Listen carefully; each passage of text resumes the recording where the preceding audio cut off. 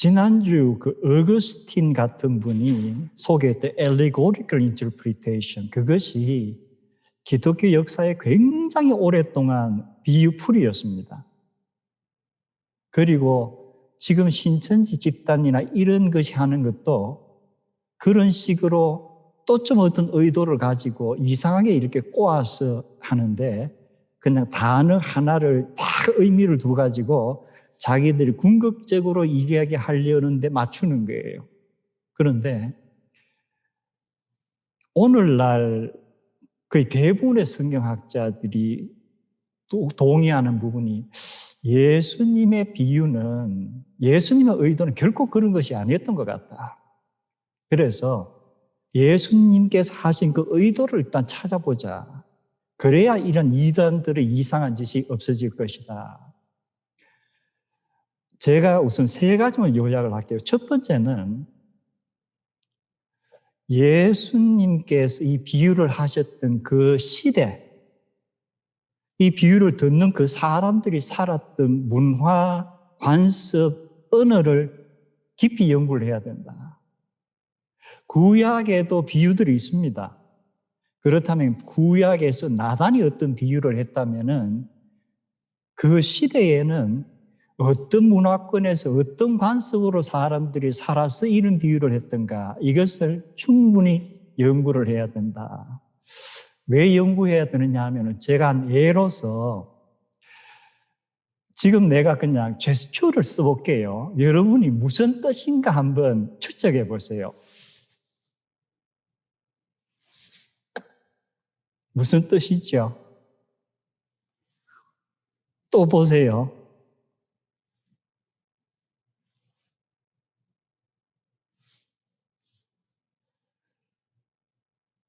제가 제스처인데 일종의 이것은 수화예요. 제가 자세하게 기억이 안 나는데 어떤 수화 전문가가 한 방송 프로그램에 나와서 잠시 나눈 건데, 요즘 한국에서는 또 수화라고 하지 않고 수어라고 한대요. 저는 화도 말씀 화자고 어도 말씀어여서 꼭히 그걸 자꾸 이렇게 바꿀 필요가 있느냐. 그런데 전문가들이 바꾼 데는 그들 나름대로 이유가 있겠죠. 그래서 수화, 수어인데, 이렇게 한 것은 사랑한다는 뜻이에요. 이걸 모르면 이러면, 저 사람 이렇게 춥다고 그러나 오늘 추워서. 그리고 이렇게 하는 것은 손이 시려서 비비는 게 아니고 역시 사랑하다는 표현이에요. 그런데 이것은 미국 수화고 이것은 한국 수화예요.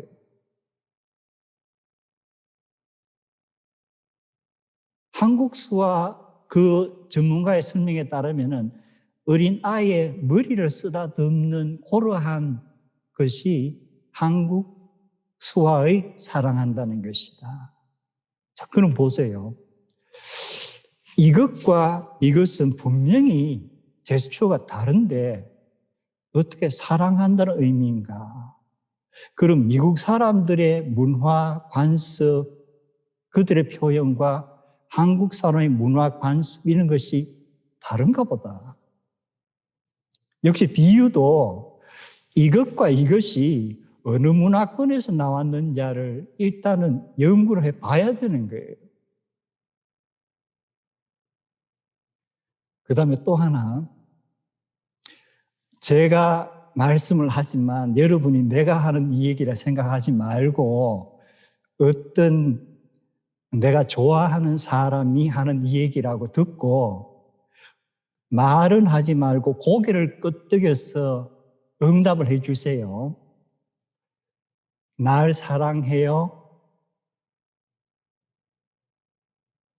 아마 이렇게 할 수도 있고 이렇게 할 수도 있죠. 이따금씩 드라마에 너 죽고 싶니?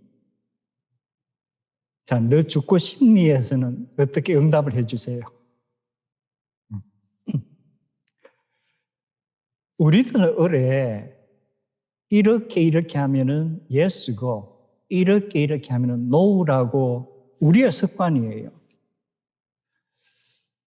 방금 제가 너 죽고 싶어 하는 농담 자리 같으면은 뭐 이렇게 하나 결과에 별로 지장이 없는데 이게 정말 심각한 자리에서 너 죽고 싶어 했을 때에 이렇게 하거나 이렇게 하면 결과가 달라질 수 있겠죠. 그런데 어느 문화권에서 이 말을 듣느냐?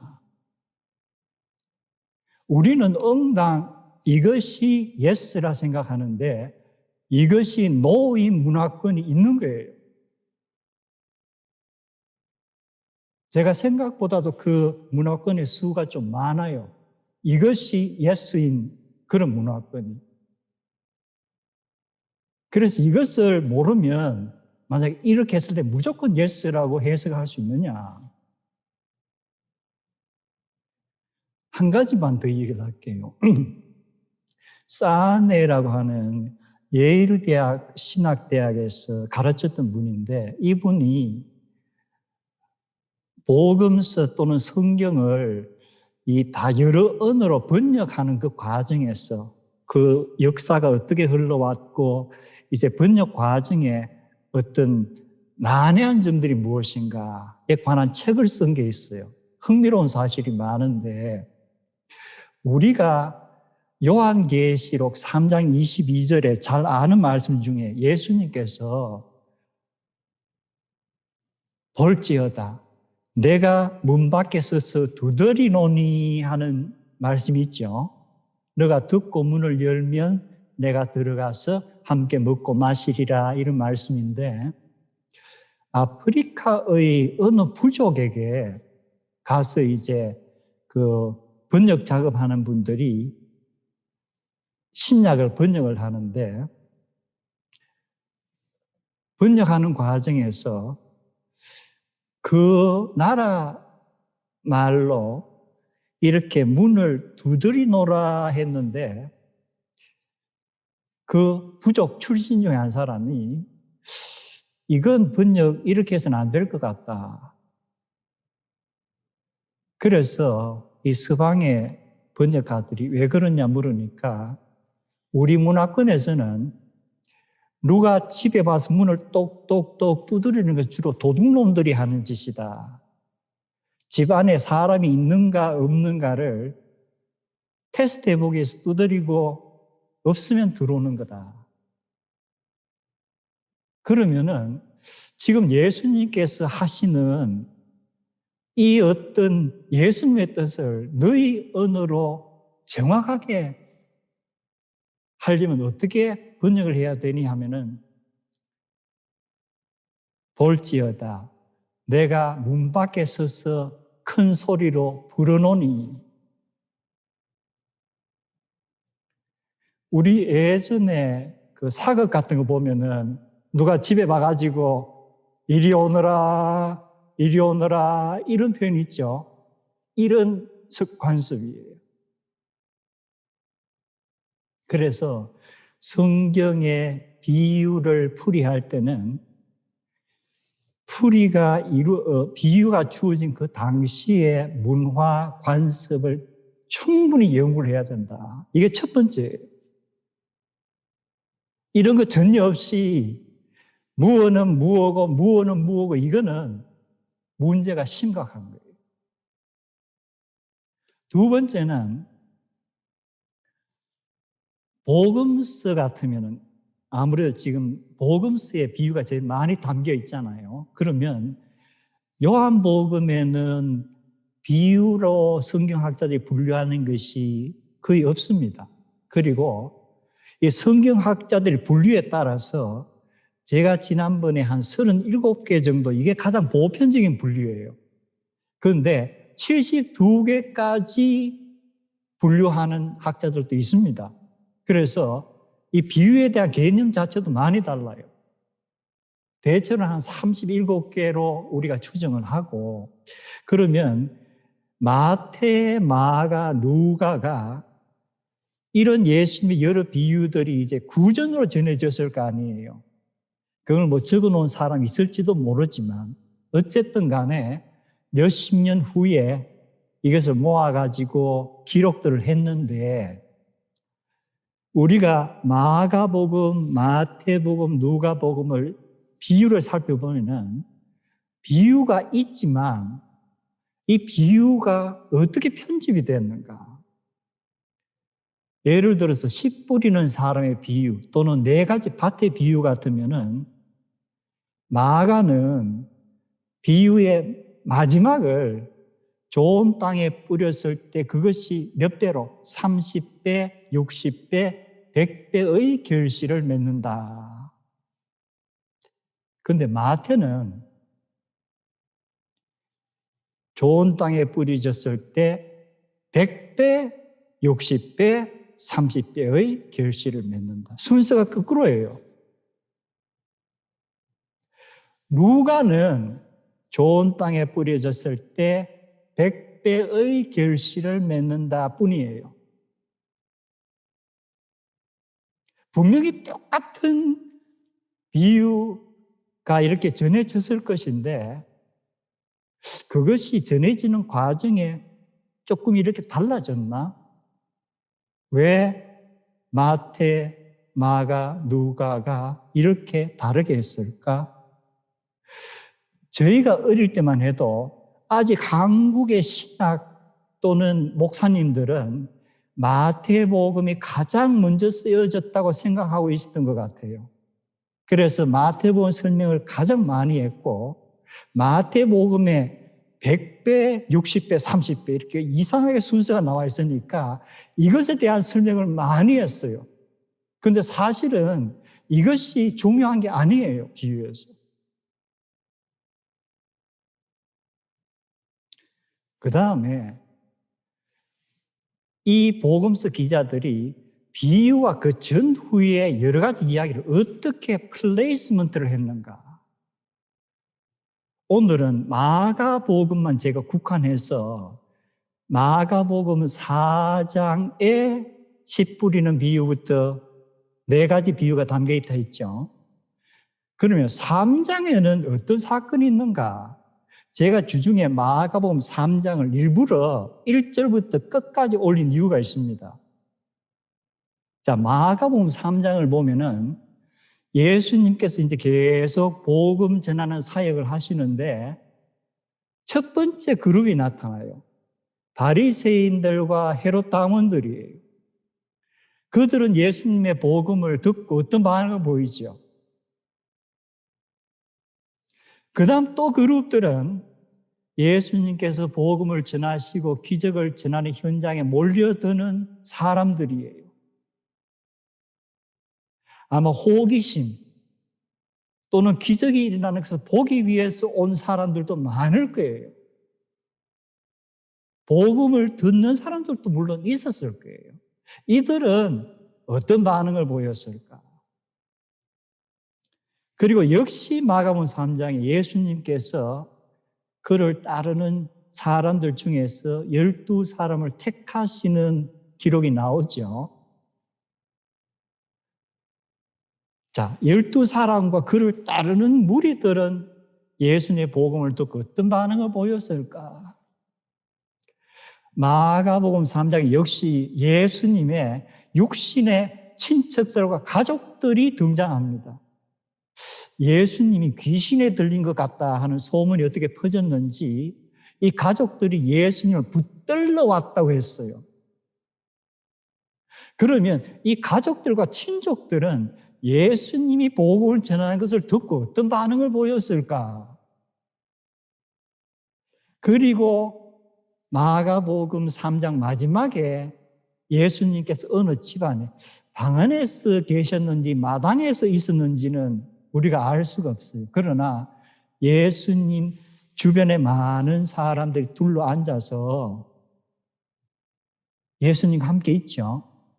그때 예수님께서 누군가가 형제 자매 어머니가 예수님 찾아왔습니다 하고 전달하니까 누가 나의 어머니고 형제 자매냐. 그러면서 거기에 모여있는 사람들에게 나의 형제 자매 어머니를 보라. 하나님의 뜻을 행하는 사람들이 나의 형제요 자매고 어머니다.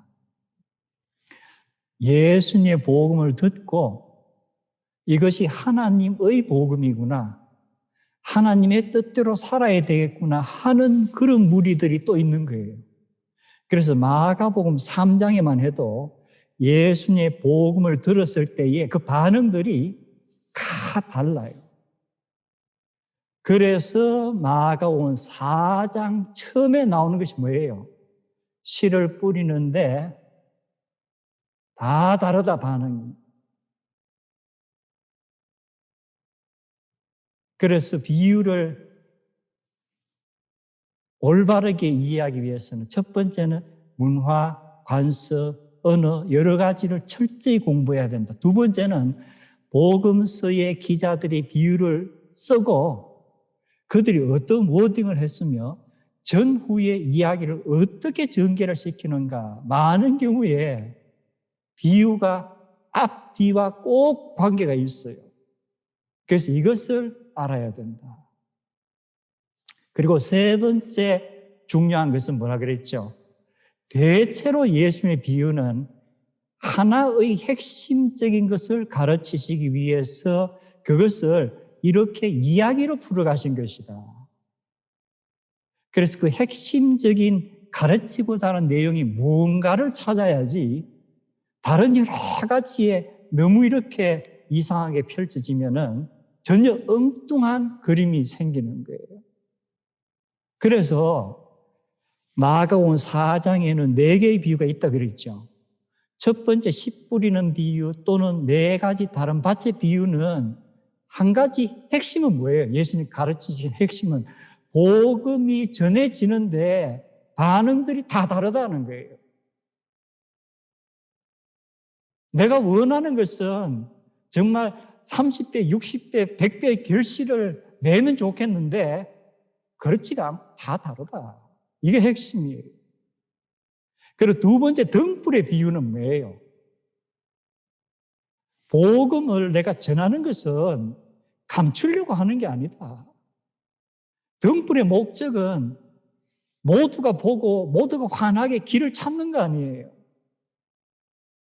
그래서 등불 비유는 복음은 가리려고 하는 것이 아니고 밝히 드러내려고, 그리고 너희를 밝히 드러내고 밝은 곳을 인도하려는 것이다 하는 것이 비유의 목적이에요. 그리고 자라는 씨 비유가 있죠. 누군가 씨를 뿌리고 자고 깨어나고 자고 깨어나고 하는 중에 이 씨가 점점점 자라나더라. 이것은 핵심이 뭐예요? 복음이 자라는 것은 인간의 계획은 아니다. 인간이 좋은 의도를 가졌다고 복음이 잘 전달이 되고 나쁜 의도 가졌다고 막히고 하는 것은 아니다. 이것은 하나님의 주권이다. 그리고 마지막 겨자씨 비유의 핵심은 뭐예요?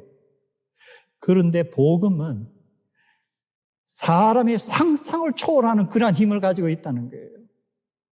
조그마한 씨가 3, 4m가 되는 그러한 풀이 거의 나무로 변질되는 것 같은 그러한 현상이 겨자에서 나타나는 것처럼 복음이 이렇다. 이것이 비유의 요점이에요. 그래서 이 요점을 우리가 충분히 알면은 신천지와 같은 이런 이단 집단에서 하는 이상한 비유풀이에 우리가 어느 정도 이 제동을 걸 수 있지 않을까.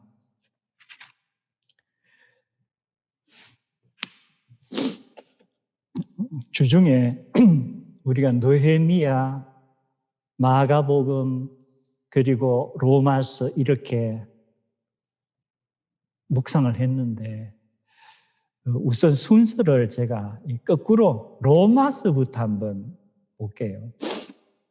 오늘은 제가 설교의 제목을 모여든 사람들 앞에서, 그래서 우리가 큰 그림은 모임이에요. 그렇다면은 제가 로마서 8장은 시작하면서 그리스도 예수 안에 있는 사람들은 정죄를 받지 않습니다. 그리스도께서 여러분 안에 살아 계시면 여러분의 영은 의 때문에 영생을 얻습니다. 하나님의 영으로 인도함을 받는 사람은 누구나 다 하나님의 자녀입니다. 자, 이러한 내용입니다. 그런데 제가 이번 주에 나눌 말씀은 이 조목조목 바울 사도의 서신을 해설하는 것이 아니고 거의 2000여 년 전에 바울 사도가 이것을 기록했던 연도는 대체로 성경학들 추정이 나옵니다. AD 55년 또는 56년, 57년 아마 그 정도. 그러면 그 당시에는 바울이 서신을 보내면은 그 서신을 어떻게 했죠? 한 사람이 가지고 보고 치우는 게 아니고 그들이 주로 가정에서 모인 가정교회가 많았으니까 가정교회 모임마다 이 서신을 돌려가며 읽는 거예요. 그렇다면은 로마서를 누군가가 읽고 이것을 듣는 사람들은 그들이 정기적으로 드리는 예배 모임에서 대체로 이 순서를 가지는 거예요. 그래서 이 당시 로마의 기독교인들이 얼마쯤 됐을까? 이것은 통계 자료가 거의 없습니다. 이 당시에 로마 시티에 유대인들은 한 4만 내지 5만 정도로 굉장히 많아요. 통계가. 그런데 그들 중에서 기독교로 전향한 사람이 얼마나 될까? 아니면은 유대인들이 아니지만 기독교 복음을 받아들인 사람은 얼마나 될까? 알 수가 없습니다. 어쨌든 로마 교회 할 때 우리가 하나의 집단이라기보다는 우선은 여러 가정에서 이렇게 모였을 가능성이 많아요. 오늘 우리 같으면 어떤 구역 모임 같은 그러한 형식. 이때만 해도 아직까지는 기독교에 대한 박해가 이루어지지 않을 때니까. 그러나 이제 64년부터 네로 황제에 의해서 기독교 박해가 행해지면서 이런 가정교회 모임들이 지하로 비밀리에 내려가게 되죠. 그러면 바울 사도의 이런 서신을 박해가 아직은 이루어지지 않는 가정교회의 모임에서 읽고 들었을 때와 박해가 막 계속 이어지는 이러한 가운데서 지하, 무덤 같은 그런 지하에서 비밀리에 숨을 죽여가면서 예배 드릴 때 같은 내용을 읽지만 이들의 심정과 분위기가 어땠을까? 아마 지하교회에서 이 말씀을 들었을 때 이들은 가장 감동을 받았을 것 같아요. 예수 그리스도 안에서는 정죄함이 없다. 예수 그리스도 안에서는 우리가 영생을 얻는다. 하나님의 영의 인도함을 받는 사람들은 모두가 하나님의 자녀다. 우리가 지금 지하에 숨어서 예배드리지만 우리들은 천지를 창조하신 하나님의 자녀다. 정말 순수한 심성을 가진, 영혼을 가진 사람들이 모여서 그 앞에서 바울 사도의 서신들이 낭독되지 않았을까? 오늘날 우리들의 말씀을 받는 마음가짐은 어떠할까? 마가복음 3장은 제가 아까 설명을 했죠. 예수님, 성육신 대신 예수님이 계시고 그 주변에서 예수님을 눈과 눈을 마주 보면서 말씀을 듣는 그 사람들. 어쩌면 인류 역사에서 선택받은 순간에 선택받은 사람들 같아요. 그들의 심정은 어땠을까? 또한 이러한 모여든 사람들 앞에서 말씀을 나누시는 예수 그리스도의 모습, 그 심정은 어땠을까? 과연 우리는 지금 말씀을 들으면서 2000년 전에 예수님의 말씀을 직접 듣는 그러한 사람들처럼 진지함이 있을까? 그리고 이제 많이 거슬러 올라가서 느헤미야 8장. 느헤미야 8장은 상당히 규모가 큰 모임 같아요. 여러분이 이렇게 읽어보시면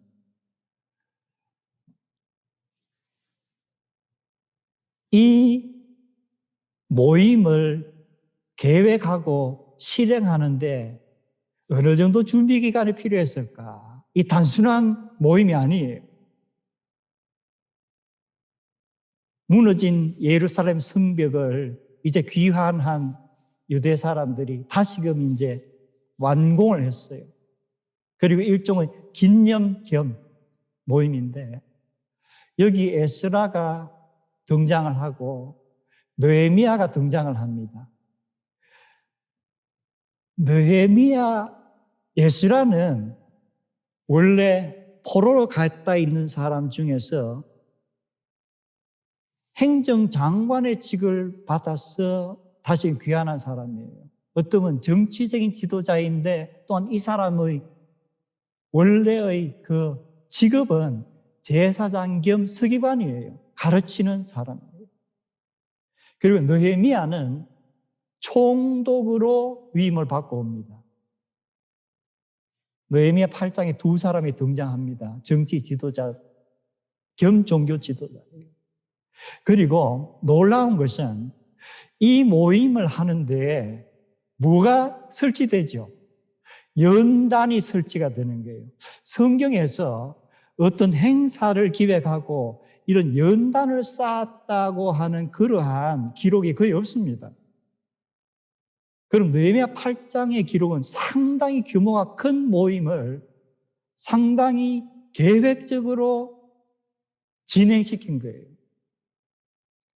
그리고 우리는 읽으면서 에스라 혼자서 연단에 올라간 것처럼 생각하기 쉬운데 우리가 느헤미야 8장을 자세히 읽어보면은 그리고 거기에 나와 있는 사람들의 이름을 이렇게 보면은 느헤미야가 있고 제가 왼쪽인지 오른쪽인지 확실히 구별 안 되지만 한쪽에는 6명의 사람이 써 있고 또 다른 한쪽에 7명이 있어요.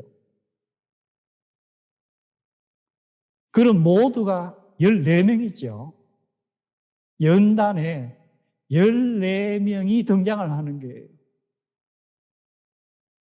규모가 상당한 모임이에요.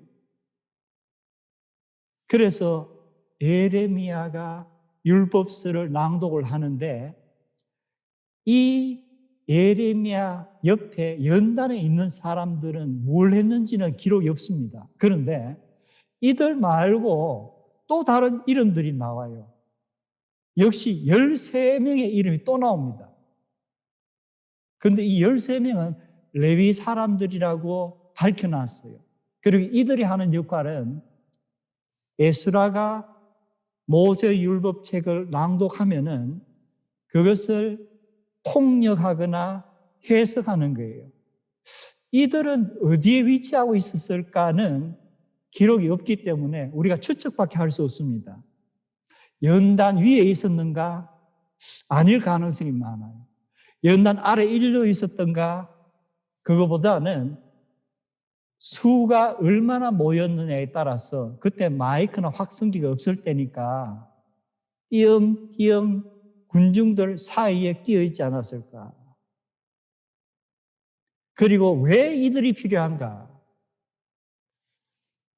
귀환했던 사람 중에서 이미 히브리 옛 율법이 적혀 있는 그 히브리어를 잃어버린 사람들이 많았을 거예요. 벌써 70년 또는 100년 또는 150년이 지난 후니까.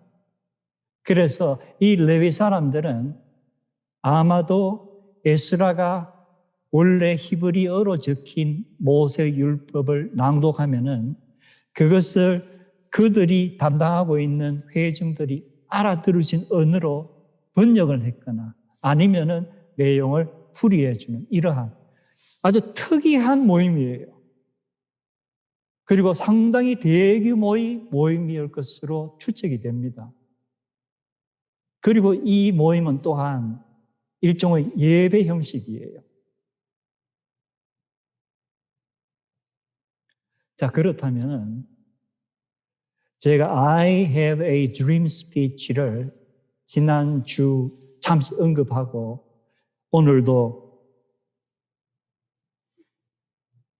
알려지지 않은 이야기를 하려고 하는데 우리는 일반적으로 마치 느헤미야를 읽으면서도 에스라가 낭독했다니까 이 모임에서 그냥 에스라 한 사람만 이렇게 부각이 돼서 그 사람만 그려지는데 보니까 에스라만 있는 게 아니잖아요.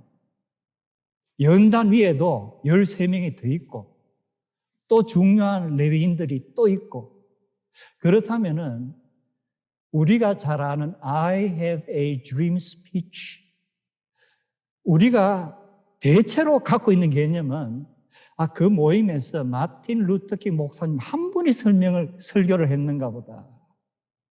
과연 그랬을까?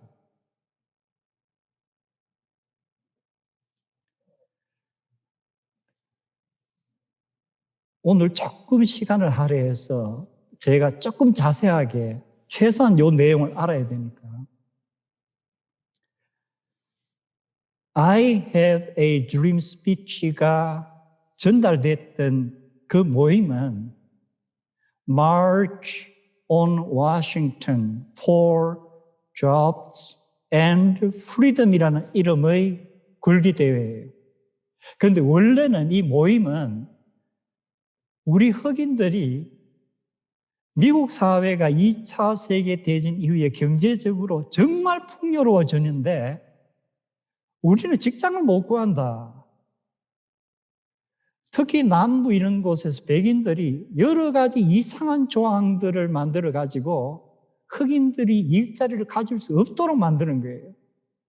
그래서 일단 우리가 일자리를 우리가 얻어야 되겠다. 이 굴기대회를 하자. 원래 취지는 이것으로 시작했어요. 그런데 이제 사람들이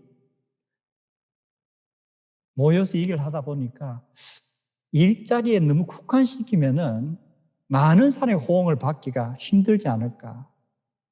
그리고 이게 지금 전체 흑인들의 인권과 민권과 연결되니까 그리고 우리가 지금 법적으로는 자유가 있는 것 같지만 실질적으로 자유가 없으니까 자유를 달라고 하자. 그래서 Jobs and Freedom이라고 최종적으로 마취의 성격이 규정이 된 거예요. 그리고 이 모임은 1963년 8월로 우리가 알고 있는데 이 모임을 위해서 첫 모임을 가진 것은 1961년 12월이에요. 그럼 이 모임을 준비하는 기간이 약 1년 8개월 정도예요. 아까 제가 느헤미야 이 수문 광장 이 모임이 있기 위해서 얼마 정도 준비 기간이 필요했을까? 왜 이런 연단을 세웠을까? 이런 얘기를 한 것처럼 이 역사가 어쩌면 느헤미야서에 나온 수문 광장의 그 그림과 지금 I have a dream speech의 그림을 한번 비교해 보세요. 그리고 처음에는 우리가 모임을 국회의사당 앞에서 갖자. 국회의사당에서 의원들이 무언가 지금 잘못된 것을 고쳐서 법안을 통과시켜야만 우리가 무언가를 좀 얻을 수 있을 것이 아니냐. 그런데 거기서 또 나온 의견이 혹시 의원들이 우리가 모였을 때 지레 겁을 먹고 지금 미국 의원들 보면은 짐작하죠. 우리가 의도한 것과는 전혀 다른 반응을 일으킬 수도 있지 않을까. 그래서 장소를 옮기자. 그래서 옮긴 장소가 링컨 미모리얼 그 앞이에요. 우리 노예를 해방시켜준 링컨 대통령의 그 동상이 있는 곳에서 하는 것이 더 의미가 있지 않겠느냐. 그리고 또한 저희들이 이 모임에서 킹 목사만이 연설을 했는가?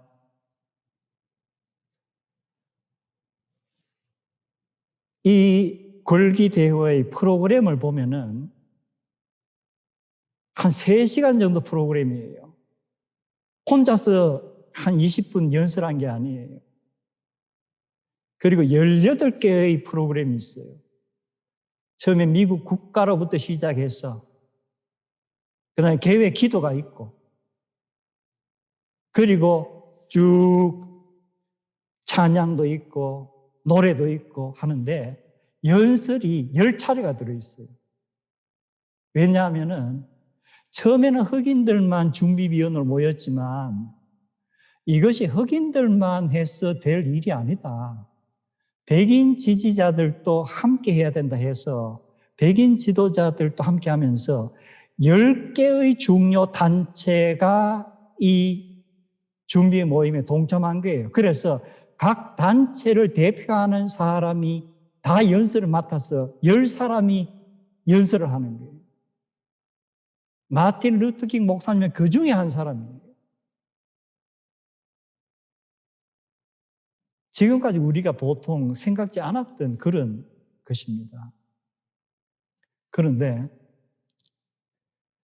순서가 마틴 루터킹 목사가 전체 18번 중에서 16번째예요. 근데 10번 연설 중에서는 마지막 연설자예요. 여러분이 히스토리 채널에서 오래전에 올린 영상과 그 기사를 보면은 어떻게 나와 있나 하면은 그날 10명이 연설을 하는데 연설 순서를 정하는데 아무도 마지막에 하고 싶어 하지 않았다. 왜? 이 모임은 이미 준비 기간이 오래 걸렸고 상당히 이미 홍보가 잘 돼가지고 전무후무하게 미국의 모든 방송사가 그리고 3,000여 명의 기자들이 이것을 취재하는 거예요. 그래서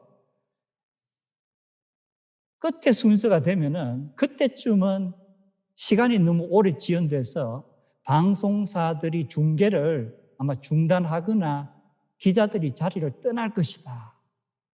그래서 아무도 마지막 순서를 하고 싶어 하지 않았다. 그러나 킹 목사가 내가 마지막에 하겠다고 하고 나 시간도 한 4분 정도만 하겠다고 했다. 이렇게 영상과 기사가 실려 있습니다. 히스토리 채널은 상당히 릴라이어블한 채널이에요. 그런데 제가 예전에 그걸 보면서 처음에는 감동을 받았어요. 참 킹 목사가 인품도 훌륭한가 보다. 그런데 한편으로는 다른 사람들은 왜 이랬을까?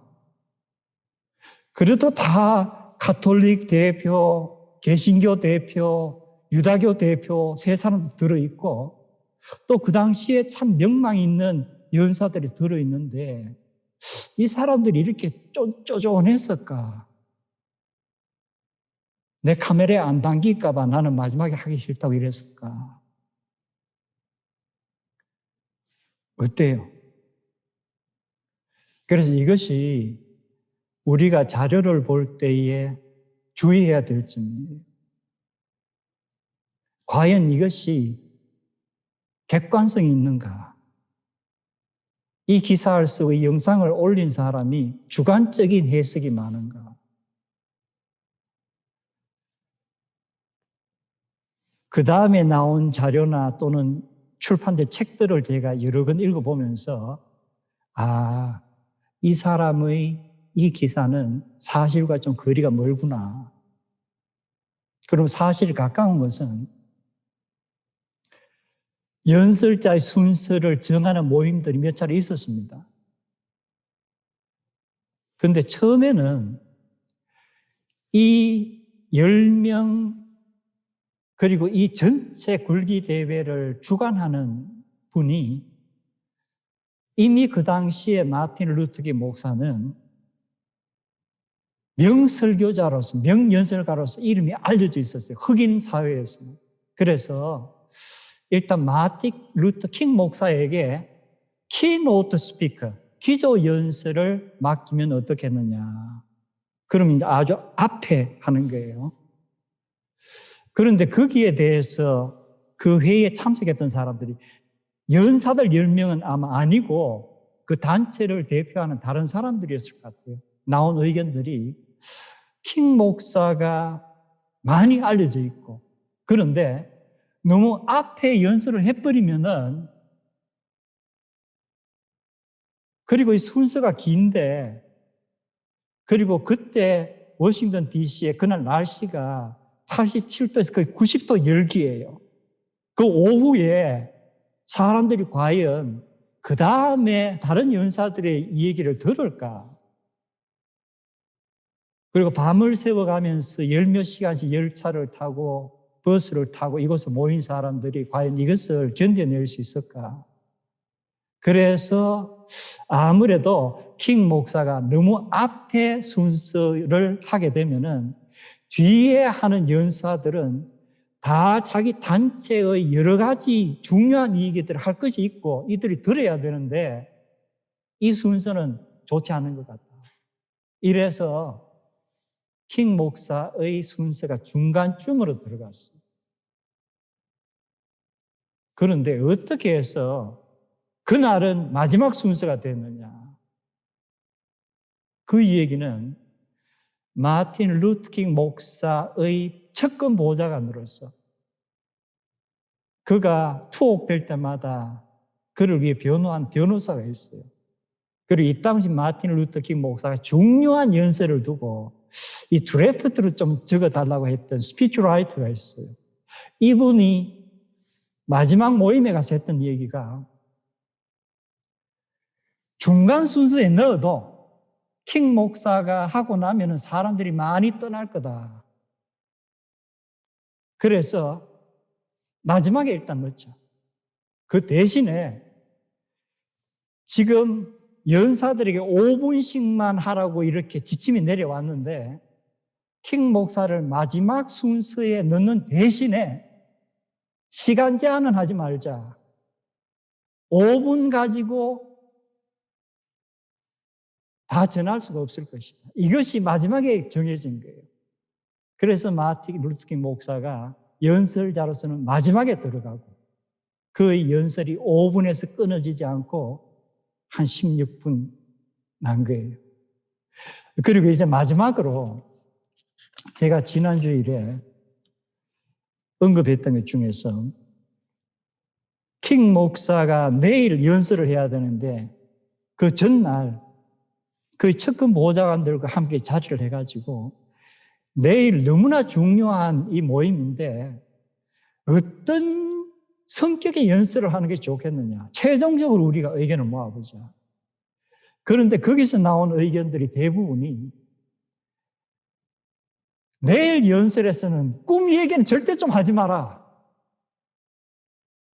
왜냐하면은 I have a dream은 킹 목사가 60년대부터 여러 집회 그리고 교회에서 했던 연설이에요. 처음으로 이 대회에서 했던 연설이 아니에요. 그래서 사람들이 너무 많이 들었다. 이제 진부하고 지루할지도 모른다. 그리고 지금까지는 연설이나 설교를 흑인들만 상대로 했는데 내일 할 연설은 전국에 중계가 되기 때문에 많은 백인들이 시청을 할 것이다. 그래서 마틴 루터 킹 목사가 흑인들에게만 먹히는 침례 교회의 과음 지르는 그러한 설교자가 아니고 지성적이고 이성적이고 이러한 새로운 이미지를 미국민 전체에게 특히 백인들에게 심어줘야 되겠다. 이것이 그들이 조언한 거예요.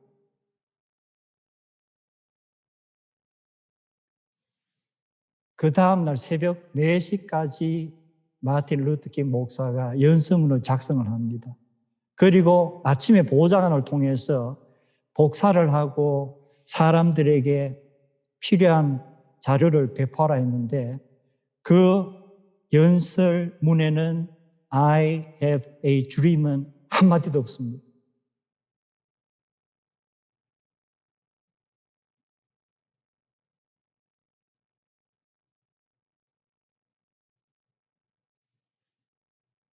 그래서 그 다음날 프로그램이 2시부터 시작이 됐습니다. 제가 말씀드렸던 것처럼 거의 90도의 열기에 지친 사람들이 앞에 거의 한 3시간 정도의 여러 가지 연설과 프로그램을 했고 아주 지친 거예요.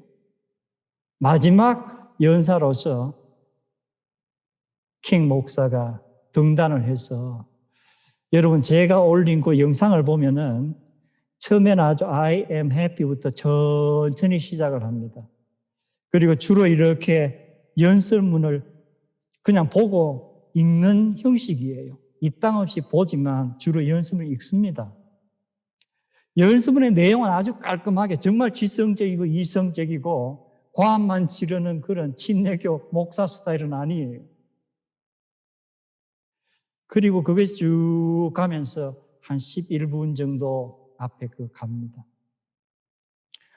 여기까지 들은 사람들이 나중에 그들의 회고담을 보면은 내용은 참 괜찮았다. 그런데 마틴 루터 킹 목사에게 우리가 기대했던 그런 열정이 없다. 그리고 그런 강한 메시지가 아니다. 여러분 아마도 대학에서 아주 지성적인 노벨상 수상자가 문학 강연을 하는 것하고 남침례교 목사가 설교하는 것은 스타일이 너무 다르잖아요. 거의 이제 자기가 준비한 연설을 이제 마무리를 짓는 단계입니다. 그런데 그때 갑자기 뒤에서 소리가 들리는 거예요. Tell them your dream, Martin. Tell them about dream, Martin. 꿈을 이야기하세요. 꿈을 이야기하세요. 이렇게 외쳤던 사람은 마할리아 잭슨이라는 그날 그 굴기 대회에서 성가를 불렀던 사람이에요. 그리고 오랫동안 마틴 루터킹 목사가 자기 영적인 멘토로서 따랐던 여성입니다. 아마 이 여성이 11분간 연설을 들으면서 뭐가 있어야 되는데 이거로 끝나면 안 되는데 했던 것 같아요. 마지막 연설이 끝날 즈음에 Tell them about your dream, Martin. 전체 영상을 나중에 찍힌 것을 보면은 힐끗 뒤로 돌아봅니다. 잭슨 쪽으로.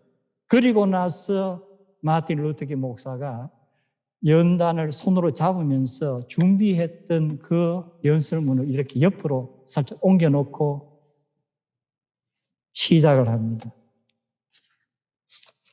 그것이 바로 I have a dream이 나오는 그 순간이에요. 그리고 약 5분여 동안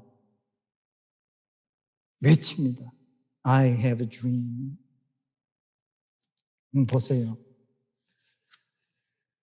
오늘 제가 말씀드리게 하는 것이 인간의 생각으로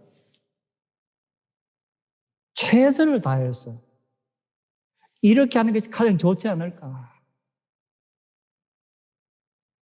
밤을 새워가며 연설문을 준비한 거예요. 그러나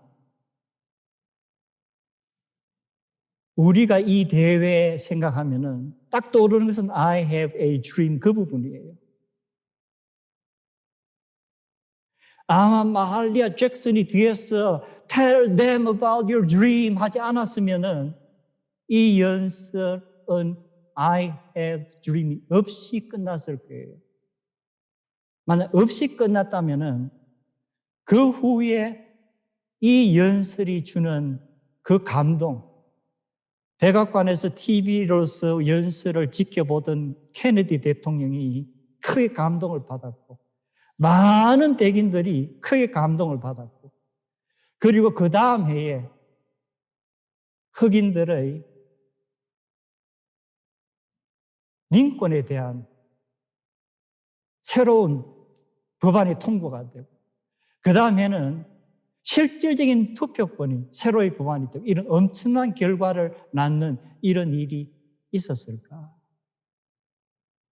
그러나 I have a dream은 그 자리에서 그가 처음으로 생각했던 것은 아니에요.